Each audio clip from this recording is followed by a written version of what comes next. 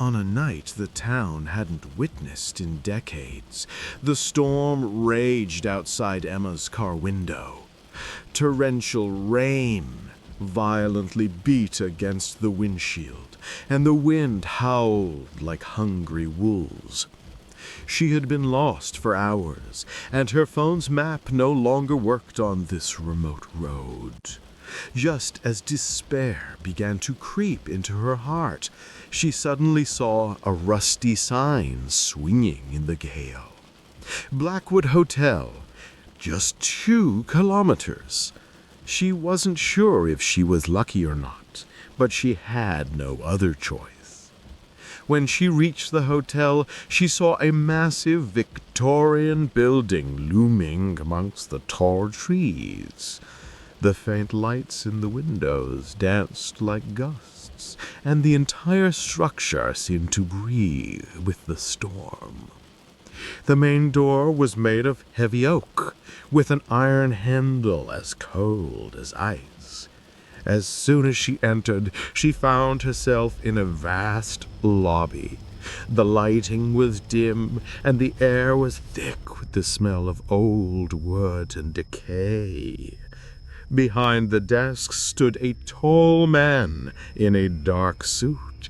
His eyes were deep and dark, and his smile was formal but cold. "I was expecting you, Miss Emma," he said in a voice as smooth as silk.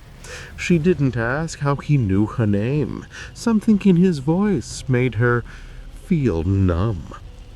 He handed her a heavy iron key, then presented her with an old, yellowed piece of paper. "This is just a routine procedure," he said as she read the document. The text was strange, talking about confidentiality of the experience, full responsibility, and permanent commitment.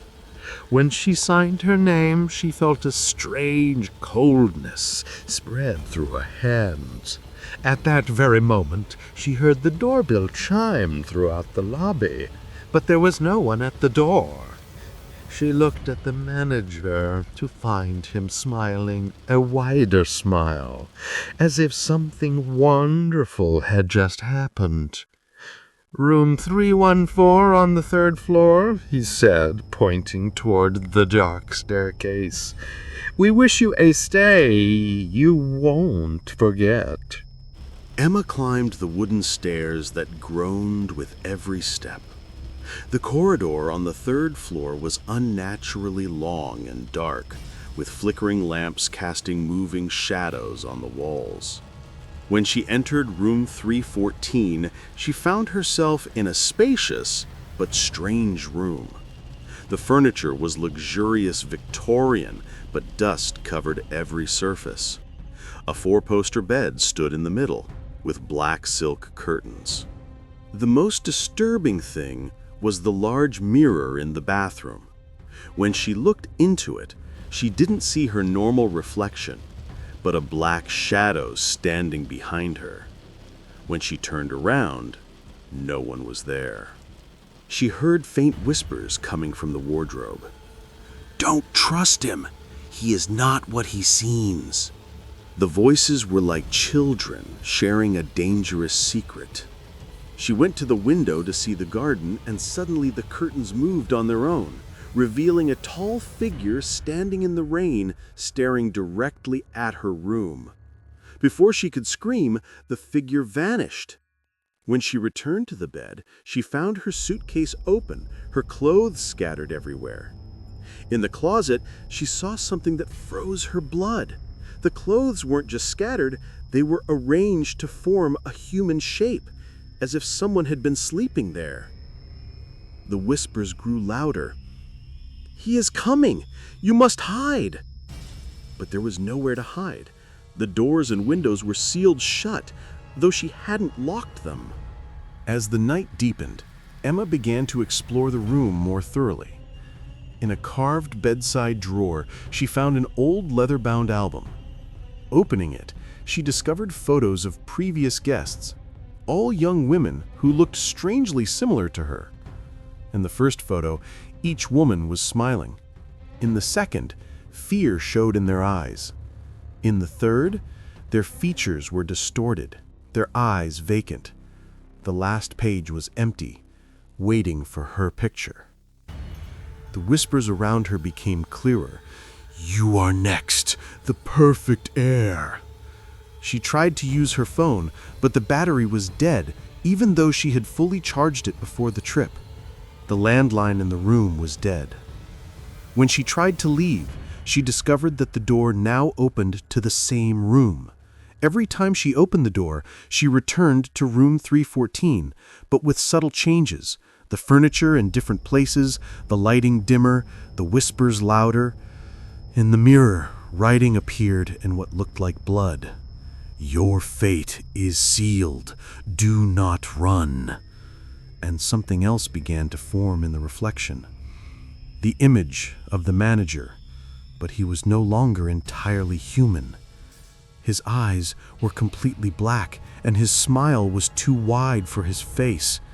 The voices merged into a chorus. "The hotel is hungry, and it chooses carefully." At midnight, the hotel transformed into a living nightmare.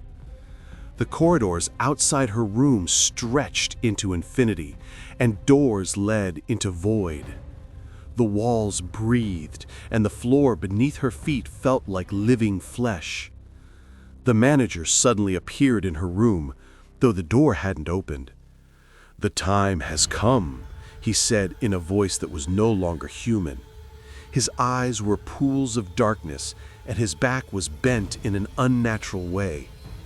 Room 314 began to dissolve around them, replaced by a black portal pulsating with dark energy. Through it, she saw countless other women, the previous victims, trapped in eternal torment.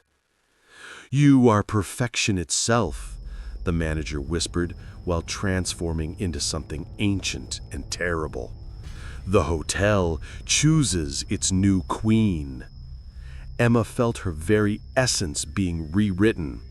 Her memories evaporated, and her body became transparent.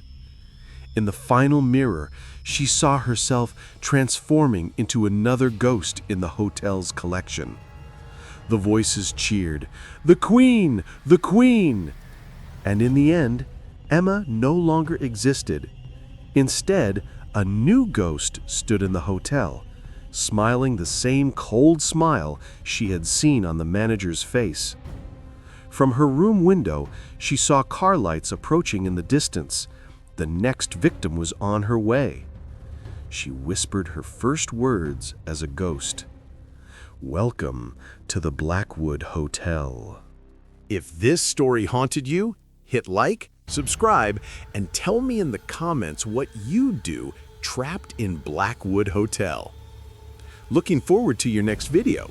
Can't wait to see what chilling story you'll share next. Take care and see you in the next one.